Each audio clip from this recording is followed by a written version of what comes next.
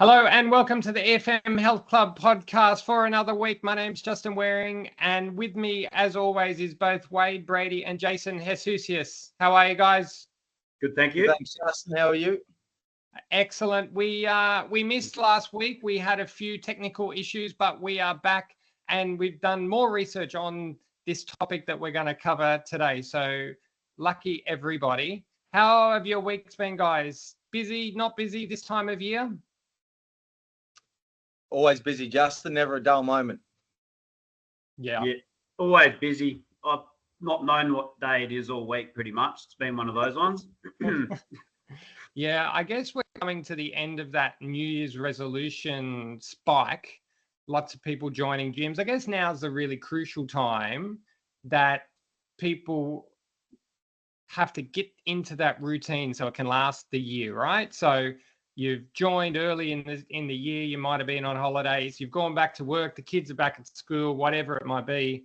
And now's the time to start to dig deep because, I mean, for me, it's usually the time I see people starting to drop the ball a little bit. Is it the same for you guys? Yeah. It can be. It can be for sure. Yeah. There's a bit of a pattern there. The novelty's worn off. Becoming maybe a bit mundane, so that's where it's on us to educate people, tell them to hang in there, and the habit will only get stronger. We'll make the programs interesting. Yeah, and you start off feeling really energized when you start something new, particularly exercise. You know, you're feeling the energy of a morning. It's about now that you start to feel a bit tired in the morning, going, oh, I'm not sure where this energy is going to come from. Dig deep. It'll be worthwhile. Just get through the next few weeks, get into autumn, and you'll be right. So today we're talking all things cardiovascular fitness. So those machines at one end of the gym, and you go past a big gym and there's 500 treadmills in a row, followed by 400 bikes and then one or two rowing machines. So we're looking at that end of the gym. I mean, our EFM gyms are all kind of mixed in here, there, and everywhere so that we can run the type of sessions we want. But we're talking the value of cardio fitness. We think sometimes it gets a bit lost in our discussions. We talk a lot about strength training and the value of strength training. And, you know, I think we've found that maybe but the cardio fitness has been a bit demonized maybe. And in those discussions with Sashi a few weeks ago, the value of 20 minutes of vigorous exercise on your mental health. So we thought we'd go through the different cardio machines and list them. We're going to do a countdown like the old fashioned music video stations, a countdown of 10 to 1. Go through what will burn the most calories will be number 1 up to number 10. There might be a few surprises, and we'll throw in a few other body weight exercises and things like that. How's that sound, guys? Good. Sounds pretty good. We'll generate some conversation from there. Yeah. So number 10 on our list, and look, it's the machine that I think gets most often used in the gym, is the stationary bike. So stationary bike for an average, and we're talking average person will burn around 8 calories per minute. So I guess that's our kicking off point, 8 calories a minute. And if you do set the machine up for yourself, you'll probably find that. Do you guys the bike's the most used piece of equipment in the gym? People love sitting on the bike and probably having a chat. That wouldn't be 8 calories a minute, but for us, it's by far the most used. I think in this conversation, it's really important to note that while that is the average, you can take any machine, work your socks off, and it won't be what the average is. It can be quite up there with most of these activities based on how you apply yourself. Apply yourself really hard, and you'll find on the bike you're doing more than 8 calories a minute. Yeah. And if you're on the bike for a have a chat, then it's going to be a few calories a minute, if that. But yeah. Ask the cyclists, and they'll argue that point. Yeah, exactly. They're really conditioned to being able to up that level and maintain it. Where the average person, yeah, that's definitely one of the slower machines when we just ask our members to do a certain number of calories. That's, Yeah. I guess you're right. You can apply yourself, but sustaining it is tough compared to some of the other machines. Yeah. I thought you were going to say that cyclists are conditioned to argue. Mhm. Particularly if you drive a little close to them on the road. Heard Not that. going there. Yeah. All right. So, and I guess too, the reason that it's if we're talking about an average level of intensity across all these machines, the bike doesn't kind of require you to use the muscles in the top half of your body, right? So we're using the bottom half. So it's a little bit restricted as to how many calories you can possibly burn, right? So bear that in mind as we go through. Yep. Yeah. So that's number 10. Number 9, the elliptical trainer or the cross trainer. So it's about the same, 8 to 9 calories per minute, right? You can manipulate the intent, the level there to make it a bit harder, but yeah, that's on average. Number 8. Sorry, Justin, where did you get these figures from? Because I would argue that I would have thought that'd be quite a lot more than the bike, because you're consistently, your quads and your glutes, your biggest muscles in your body, are working the whole time. And I've had a lot more people get dizzy cruising along on the cross trainer than the bike, because it's more strenuous. So just putting it out there, I would push back a bit on that. On the lower levels, there's a real glide to it. There's a glide to the cross trainer, and once you get into rhythm, there's not a lot of like force needed to be applied. Particularly the lower half still working, a bit like the bike. People tend not to, they're just holding on to those handles as they go. So I think that would be the reason it's a bit low down in the food chain. Okay. Yep. Yeah. I'm very interested to hear which ones are coming, because again, you could sit here and make a really good argument about all of them, couldn't we? I guess that's part of the idea of the conversation. So. Yeah. Sorry, on to number 8. Yeah, no, number 8. So number 8 is the stepper or the stairmaster.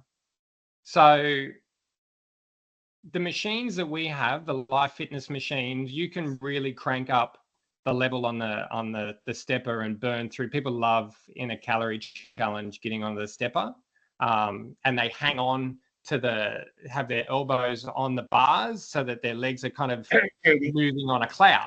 Yeah.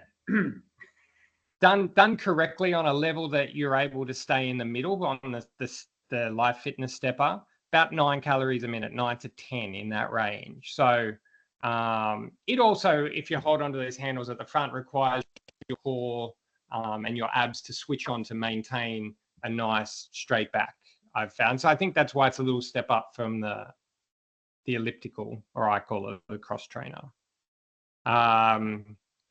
Number 7, not often used, but the summit trainer. So I'm not sure if you guys have one. I have 2 in my garage that I can't fit in my gym. Andy? 10 calories a minute. So for those who don't know, the summit trainer is kind of a cross between the stepper and the cross trainer, I'd suggest. So like you're gliding up a mountain. That's how I go up mountains. Yeah. I was having that issue. You glide. Yeah. So the summit trainer. Number 6, we're halfway. The rowing machine, between 10 and 11 calories per minute. Number 6. Yeah. So I think with the, now you're starting to get into a bit more of a full body exercise at this point. It is predominantly, I don't know how you guys row, but predominantly a leg exercise still. You drive with the legs. That's the way I was taught. And then you get a nice pull with the arms. But if you're a strong rower, you're really getting a lot of drive out of your legs. So we're talking at an average pace, because I would have put my left leg on it being top 5, but we're talking about at a steady pace, because I think there's a lot of potential to go a lot higher on the rower. Yes, yeah, you can. Let's say that in our. Yeah, and I think too, what we need to bear in mind here, we've kind of put these in order of how long can you do it for as well. So, Yeah. I don't know if you like spending 10 minutes on a rower is an absolute killer. It takes some real mental fortitude to spend 10 minutes on a rower. I see most people get off after 2 or want to get off after 2. Okay, so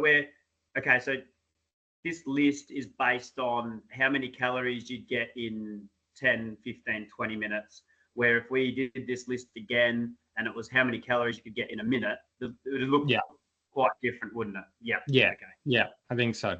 Yes. Number 5. So we find our first body weight exercise, so boxing. So boxing between 11 and 12 calories per minute. And so either just hitting a heavy bag or doing some basic kind of pad work with a partner is what we've described that as.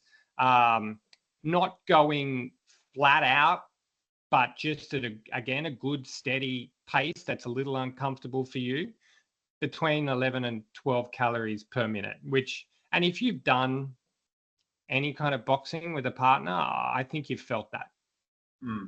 Yeah. All right.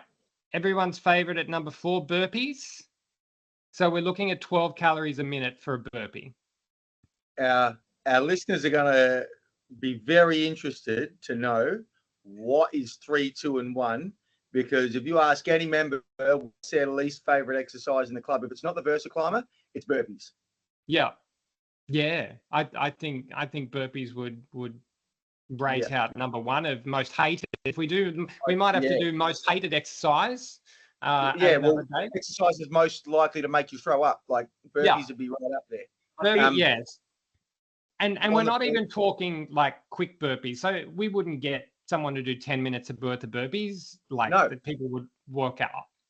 Well, I wouldn't normally, but I made this silly challenge, and it was it was every minute on the minute you had to do 10 burpees, and you got to so if it took you 30 seconds to do them, you'd get a 30-second rest. Beep, next minute starts, you're doing up to 10. We had a couple of girls get up to over. Oh God, what is it? It was over 30. It was like I didn't think that was possible when I designed the challenge. I thought people might be bombing out in the teens. So so it is possible, and it's painful to actually watch it, let alone do it. Some of those girls just blew my mind and went basically the whole session, which was amazing. Yeah, that was pretty extraordinary. Well, I actually wouldn't recommend doing that. We did a similar one, Wade, but it was every 30 seconds. The first 30 seconds you did 1, and the second 30 seconds you did 2, and then 3, and then so you just kept going until similar. You bombed out. Funnily enough, it didn't last for 30 minutes, but what it did result in was being extremely gassed in a pretty short amount of time. I'm not sure how many calories we burned that day, but I remember the heart being in the mouth and needing to walk it off for a few minutes afterwards. And I think we put burpees in here at number 4 because we're talking about a steady kind of flow of burpees. You tend not to do them slowly, like you take off and then you kind of gas yourself out. So we're talking about a steady kind of average rate of every 5 seconds, for instance. So that's why it's got 3 ahead of it. Number 3, interestingly enough, jumping rope. So skipping. So about 12.5 to 13 calories per minute. And that is something you can keep doing for quite a while. And I think it boils down to the explosiveness of the jump. And when I think about it, if you're really good at skipping, you become very efficient and you probably don't burn the 12.5 to 13 calories a minute. So if I get someone who hasn't skipped in a long time, and maybe they were good at it once, but they might get their 100 skips, but apart from the couple of trips they might have along the way, their legs are fried by the time they get to 100 because they're just not efficient at doing that movement. Their jumps are too high. Their legs kick up at the back. and they haven't practiced it for a long time, so those muscles tire quickly. However, as you're getting to, if they're doing it 2 or 3 times a week, after a while that time would build up, and they would be more efficient. It could nearly look like 10 box jumps when some people are new and learning, because they jump, as you say, they're jumping way higher than they need to. So 100 box jumps versus 100 really economical skips, poles apart. Yeah, well, look, and if I'm being honest, we didn't include box jumps in this list because I banned them from my gym. They're just too dangerous for the average person. So I didn't include them. You need a big skip so you can get some soft boxes, mate. Well, I need one of those foam like pits that they have in the gymnastics places. That's what I need. Yeah. That would make me feel safe. Yeah. Be a good place to have a nap too. I don't know how these gyms have the steel frame ones. It just gives me anxiety when I look in the window and see them. Yeah. No, thank you. So number 2, treadmill running. We've listed here 13 to 14 calories a minute. So again, we're talking steady. We're not sprinting. We've left the incline. I make sure everyone does an incline of about 2.5 to 3, so that there is some level of kind of resistance there for the foot. You're not just like lifting your knees. No surprise to me that running's right up the top. Really effective. Mm-hmm. And number 1, you picked it, Jace, the VersaClimber at 16 calories per minute. So if you're out there listening to this, avoiding the VersaClimber, going, no, it's too hard. Yes, it is very hard, but it does have an enormously big impact on your body. And I tend to think it's because there's no glide to it. Unlike the cross trainer, it tends to glide. The bike will glide along. If you're not moving the VersaClimber, it's not moving. It's reliant on your momentum. It's reliant on you creating momentum with every single step. There's no flow from one step to the next. There's nowhere to hold the motion. And its whole body. Yeah. And there's all kinds of challenges in terms of the VersaClimber for us. I enjoy the VersaClimber myself. We have an 800 meter challenge, so ours is in feet. Ours is set to feet, but 800 meters. The fastest you can get to that's about 3,600 feet. And who can do that the fastest? It requires about 15 minutes on the Versa, 15 to 20, depending on your efficiency, which seems like absolute torture for most people. If you can do 800 meters in 15 minutes, you're flying. It's a peculiar machine because burpees, you wouldn't get used to doing 30 minutes of burpees. Doesn't matter who you are, you wouldn't get used to that. But some people, like boxers, could do 30 minutes of skipping with just building up. And the VersaClimber, I guess, is probably similar to skipping in that way, because my number, I don't know what you guys, so if someone's new on the VersaClimber, I think asking him to do about 30 meters is about enough. Someone's pretty 100 new. feet for us, yeah. 100 feet, yeah. That's the same distance. So this guy that comes in here, and he's I think about 80 now, and he just gets on the VersaClimber and goes, and I say, I might come in on a Sunday, and he's in here, and I say, how far did you go this morning? He'll go, just 1,000 this morning. Where if I got someone pretty new, that they would faint, thinking that someone can actually go that far. So it's a strange machine. It's famous within EFM. I think the VersaClimber. And just while I'm talking, there is one other machine which isn't like a standard probably EFM machine, but it's probably coming in more and more. And I would have to say the fan bike or the assault bike, which you probably don't have, Justin, would be up there. We've got one. Sorry? Yeah, we've got one now. Okay. So I'll just throw that one in there. I would think that the fan bike would be up there with the Versa, but well, we've got some honourable mentions that as well that I wanted to go through. And I think you're right, Wade, about the Versa. Like, you become efficient at certain movements, so you become efficient at running. Takes less effort the better you get at it. The Versa I'm not sure about the bike, but I know those two in particular, the skipping and you potentially burpees, squatting, just body weight squats, you become efficient at that movement. So I guess the more, like anything, the more you practice, the more you have to find other ways to really challenge yourself. You can't just keep doing things at a nice, steady state. So some of these other honorable mentions, swimming. So freestyle swimming, I didn't include it because EFMs don't have pools. And but if you're a swimmer, 14 to 15 calories per minute. So it's right up there. I've recently started doing a bit more swimming, and it's tough if you haven't done freestyle for since you're at school, like myself. Mountain climbers, about 10 calories a minute. Cool. Yeah, I would have hoped more than that. You would, yeah. So it's a bit like, the burpees, I guess, a little bit easier than a burpee, but the mountain climbers come in at about 10. Kettlebell swings, 11 calories per minute. So I didn't put that on the list because not everyone can do it, wants to do it, is effective at doing it, and can do it safely. Yeah. So it didn't make the list. But if you can do kettlebell swings, I highly recommend it. But again, it's one of those things like, can you do 15 minutes of kettlebell swings? Absolutely not. Yeah, as part of a little circuit.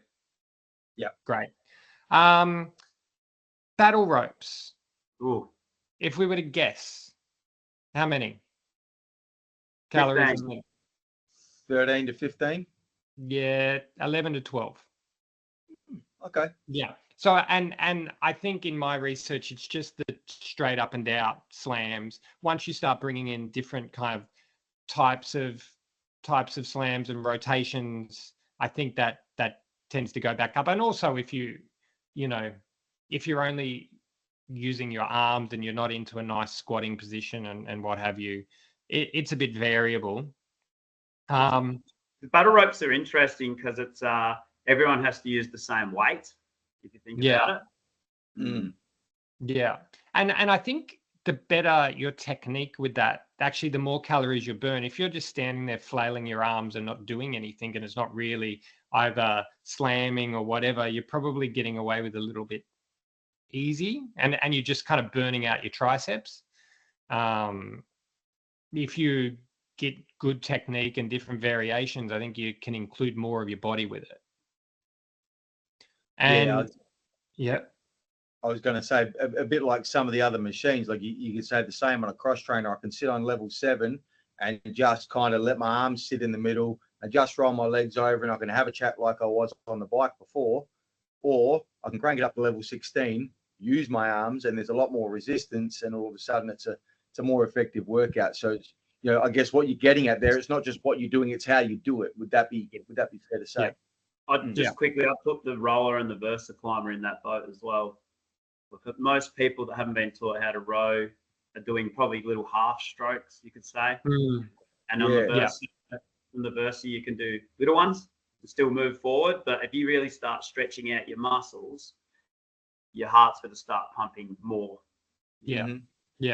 And two more. So star jumps, about 9 to 10 calories per minute. Underutilized, maybe, unless you're in the army. And what have I got? And last one, the agility ladder, which again, very usually only now used for kids sport, I would think. About 8 to 9 calories per minute. So a little bit of fun, but I don't, you probably find better things to do than the agility ladder, but probably used for other things, coordination, speed, maybe some, different technical things within the sport, soccer, rugby league, AFL, that kind of stuff. So there are honorable mentions. That's our list. So for the people at home listening, thinking about what you jump on in the gym and how effective it is, there's a nice list for you to contemplate. And I think it goes in hand with my next question. which is why are we doing it? Yep. This was something we were talking about before we started the show. Jace, you've got probably the best analysis. Why are we using these machines? Yeah. So the question you're asking, why are we doing cardio in the first place? If you surveyed 100 people who exercise and you ask them why they do cardio, I would argue that the majority of them would have weight loss at number one. And if the rest, if they didn't have weight loss at number one, would have weight loss at number two. So cardiovascular exercise is a part of effectively losing weight or keeping weight off. It does burn calories. What it does to your metabolism is that it typically it'll peak your metabolism, but then your metabolism comes down pretty quickly thereafter. If you talk about the weights versus cardio argument, weights doesn't get your metabolism as high, but it takes much longer for your metabolism to return back to normal. So that's getting a little off track, I guess, but there's benefits to both types of exercise for your metabolism, for your weight loss. But you say, well, why else should we be doing cardio exercise? Why else is it important? Because the holy grail of being healthy and fit isn't just to lose weight and get to a state where your weight's healthy, because there's lots of people out there that are at a healthy weight that aren't fit, that aren't healthy.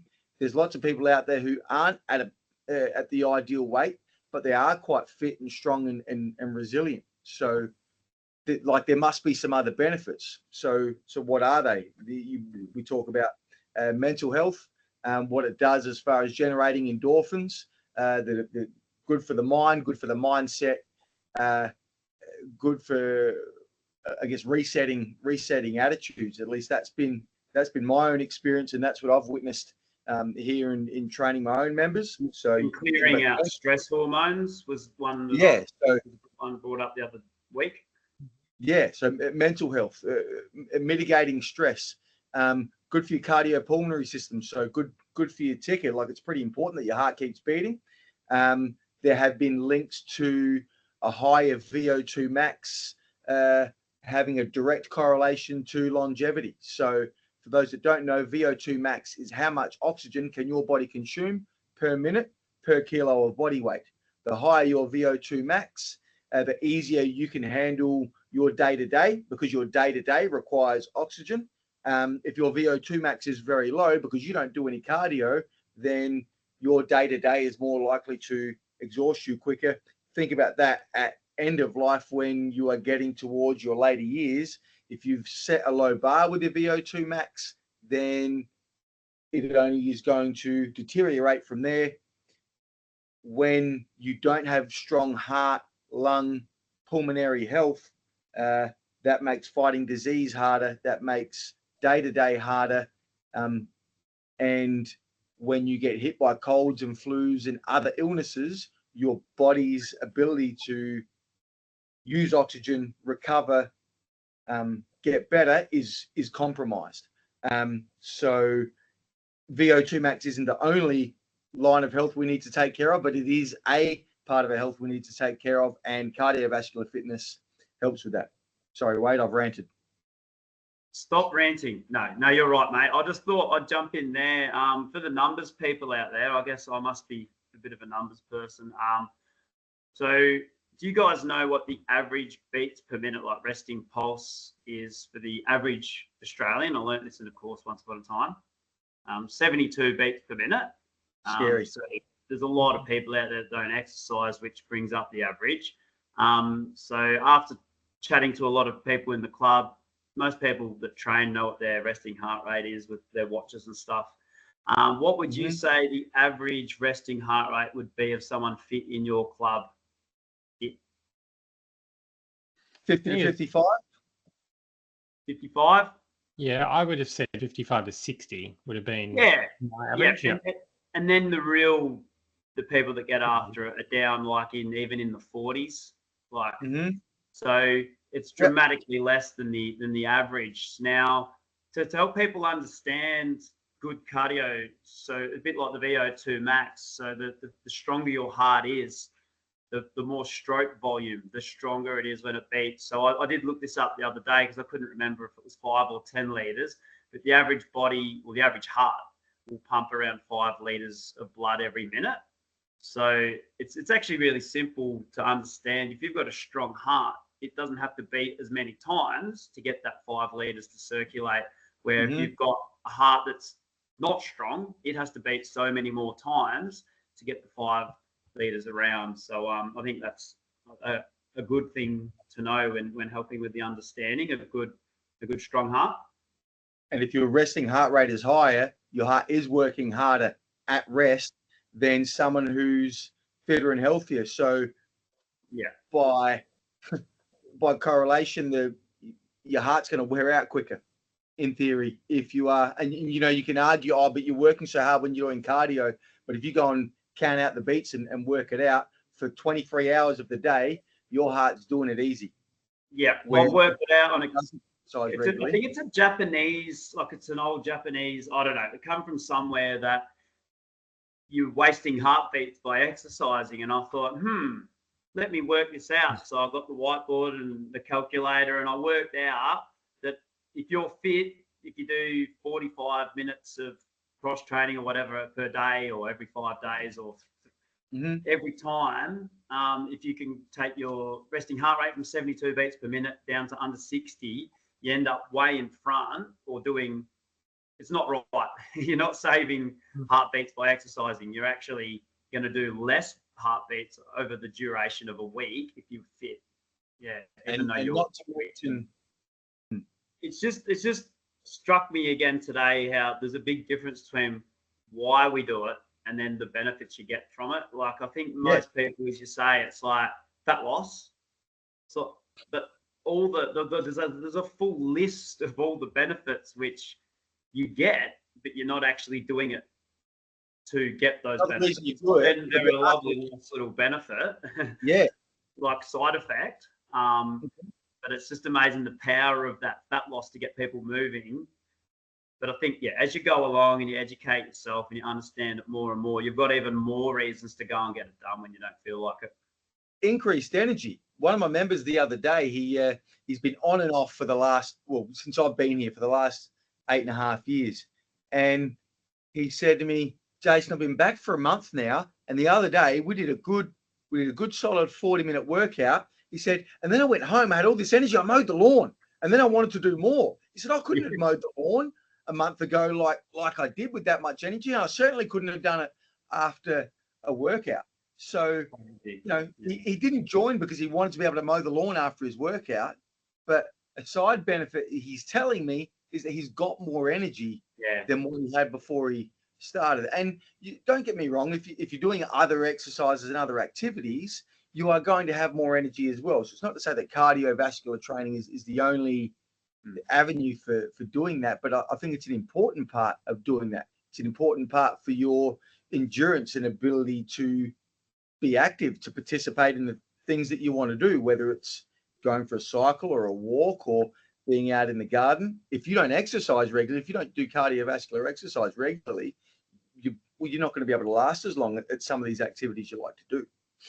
Yeah, it is a great equation. Like, you use energy to get energy, and it sounds like it doesn't make sense in theory, but you ask anyone that goes and does a session after work when they didn't feel like it, they just get 10 minutes in and they're like, where did this energy come from? And 10 minutes after when you needed it to get started. I'm not a doctor, so please don't take it this way, but my understanding from years of talking to people in the fitness industry, speaking to health experts, your nervous system runs the show, right? So, and it responds to the feedback that you give it. I think we've talked about that before. So if you don't use a particular system or a particular part of your body, your nervous system will switch that off. What? You don't use much energy? Cool. You don't need as much energy.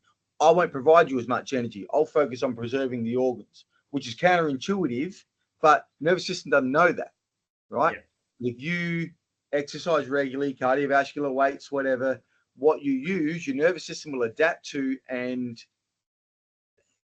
give you more access to based on the stimulus you provide. So if you do cardiovascular training that challenges you, you're doing that, you're using that. The heart needs to be stronger. Here, when you go to bed, here's the development, because so that you can handle that tomorrow or Wednesday or whenever you're doing it next, I'm going to give you the strength to be able to do that. We do it consistently, we get stronger and stronger and stronger.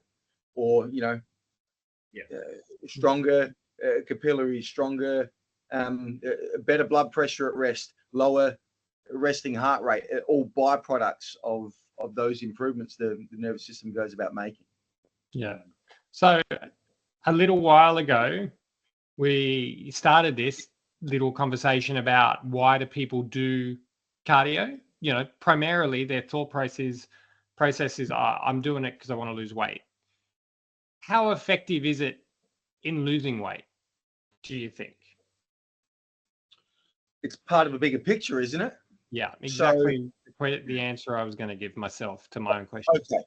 So I would say this: if you take everything else is the same, food, sleep, water, everything else in your life is the same, but for that 30 minutes, 4 times a week, for instance, one person does nothing and the other person does 30 minutes of cardiovascular exercise. You tell me who's going to carry more weight at the end of 6 months? What's the answer? Yeah, well, the person doing nothing cannot possibly lose weight, right? The person who's putting in the effort to burn extra calories that they've taken in, then at least maintains weight, if not loses weight. They're going to be in a better position than person A, aren't they? Yeah, right. It's purely a maths equation, essentially. And so I guess you go, okay, so it will have some impact on weight loss. What that impact is depends on the maths of it. So if you're eating a diet that matches your calorie output. So if your calories in and calorie out in a very, very simplified model here is exactly the same, and you add cardio training to lose weight, well, then now you're in a slight deficit on the proviso that you don't increase your calorie intake. That's how, that's the theory and the process, right? That's how people think. What they tend to do is then go, for whatever reason, go and eat an extra little bit on top of the calories that they've burned. How effective is it?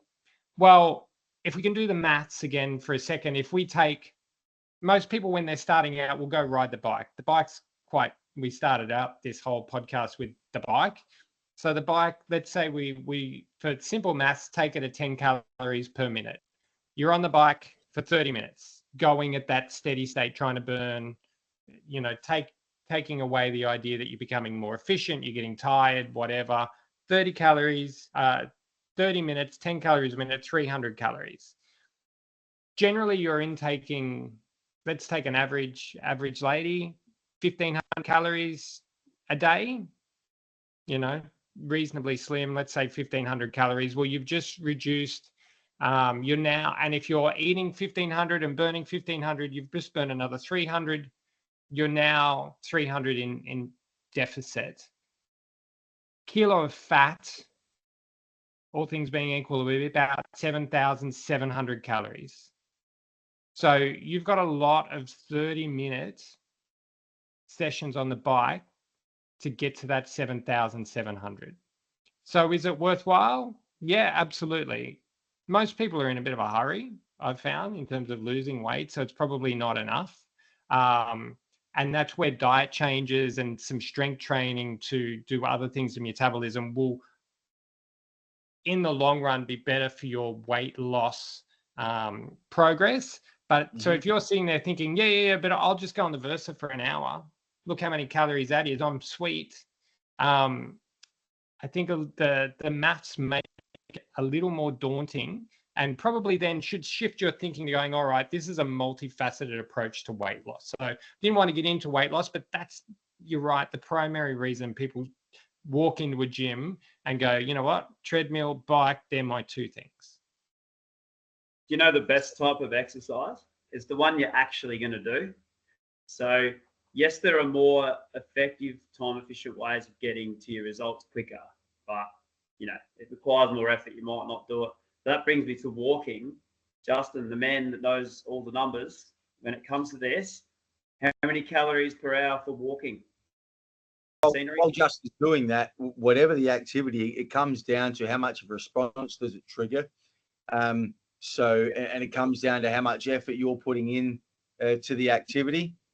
In deciding what it is you're going to do, it is a nuanced conversation. It's not just a matter of going, well, that one does the most, that's the one I'm going to do. You've got to consider, what's my condition? How much can I handle? Can I do the verticlimber safely? Is rowing good for me? Are there any ill effects? I haven't rowed ever. Should I step up and do 30 minutes of rowing straight off the bat?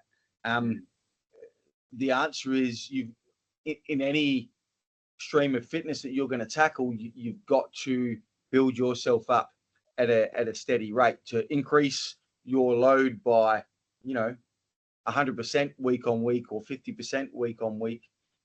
Sooner or later you can come unstuck. So it's to start steady and to build that gradually, whether that's the amount of time and the duration, whether that's the intensity, or going, hey, I might start on the cross trainer, but I'm going to slowly start to introduce small amounts of what were some of the other examples, rower or ski erg or treadmill running or star jumps or whatever. I can introduce those slowly, and then as my fitness improves, then I can start to stick at those more challenging ones for longer. Yeah. So I paused for a second because I wanted to get this right, because the advice for people generally, and I keep harping back to people do cardio to lose weight. Someone goes to the doctor and, they're pre-diabetic or they get told for the first time they're pre-diabetic. Doctor says in their very good bedside manner, you need to lose 20 kilos.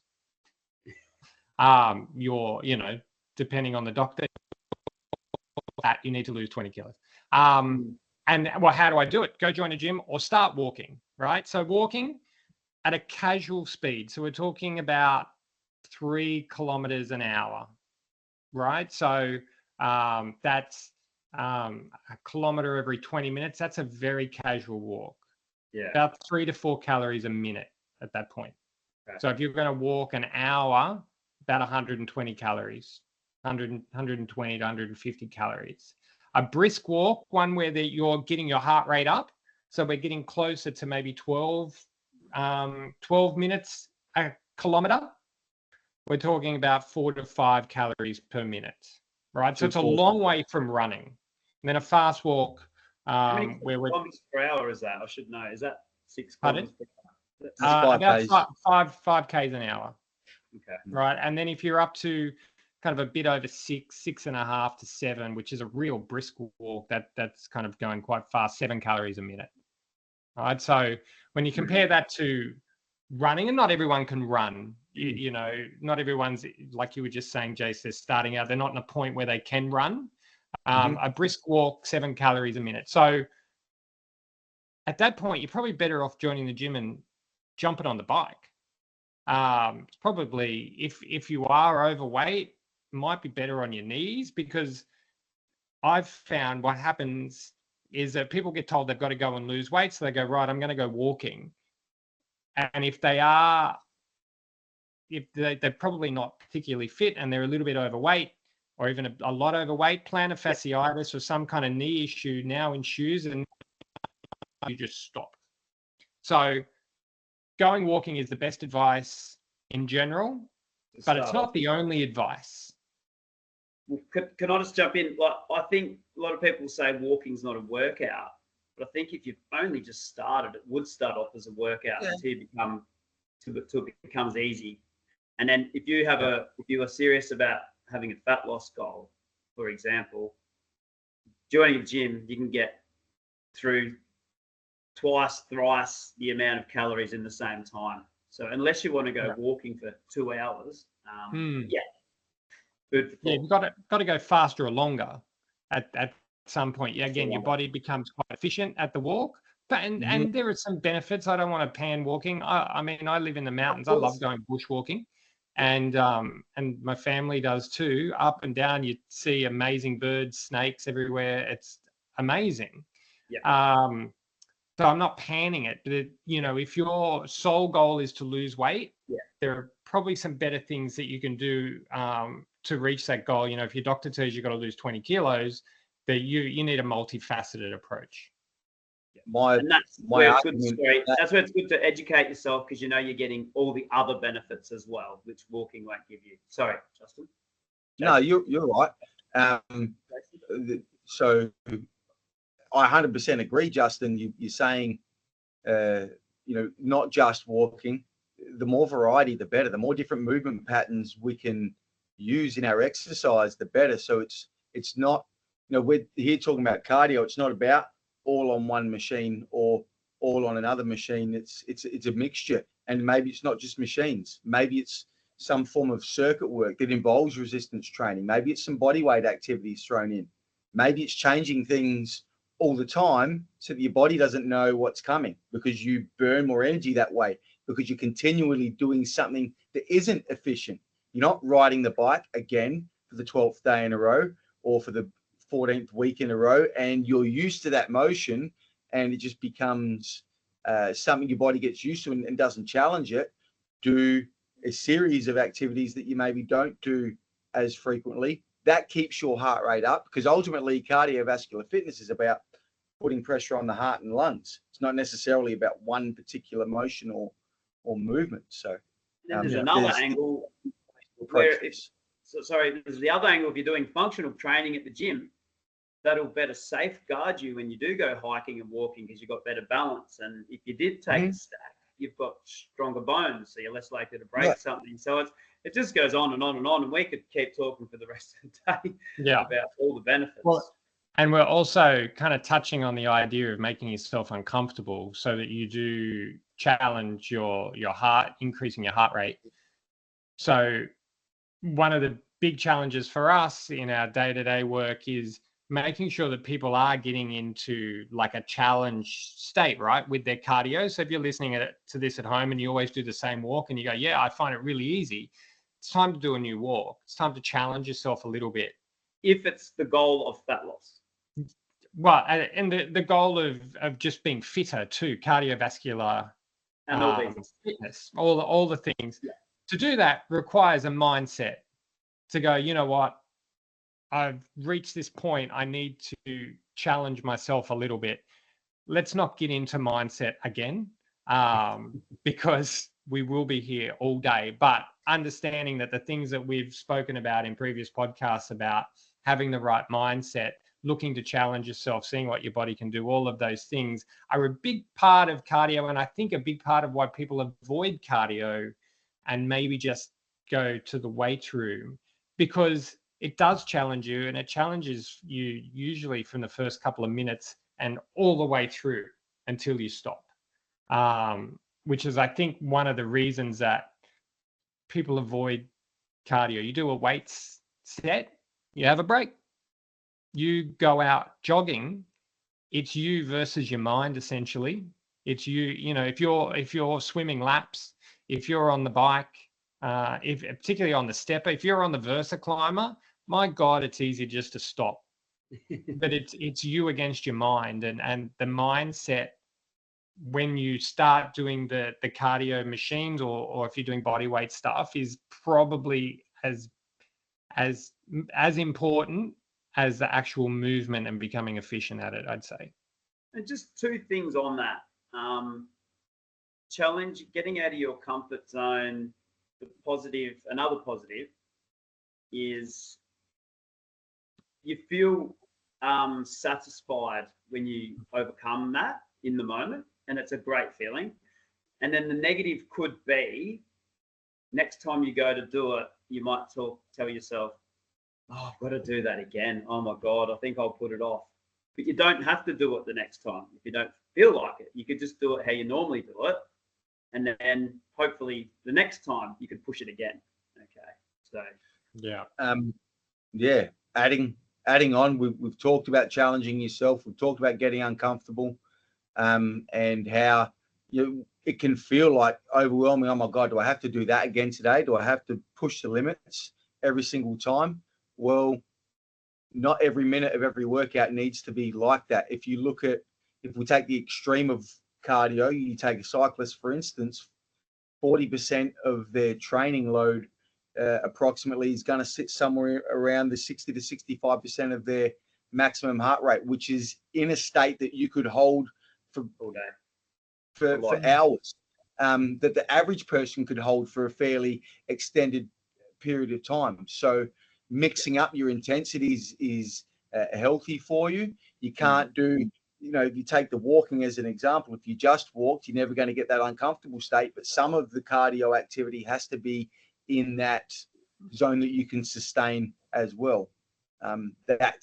That is good for you, because it can't be just redlining it all the time, as we know. So I know we're jumping around a little bit now. I think you've summed it up really well there, mate, because it's been a long discussion, but I think it's been a really good one at the same time. Yeah. And we wanted to talk about it because we feel, and being in that fitness space, that cardiovascular fitness is taking a backseat to only requiring strength. You only require strength training. You only need to do this. There's no point running. Avoid all the machines at the gym. They very much have a place in your overall health and well-being, if you both physically and mentally. So we thought it'd be important. And then the top 10 countdown of cardiovascular machines and exercises was a joy for me to put together. I like doing all of them. So that might do us for another week. So find us on Instagram primarily. We have a EFM Health Club Podcast Instagram page. It's just labeled that.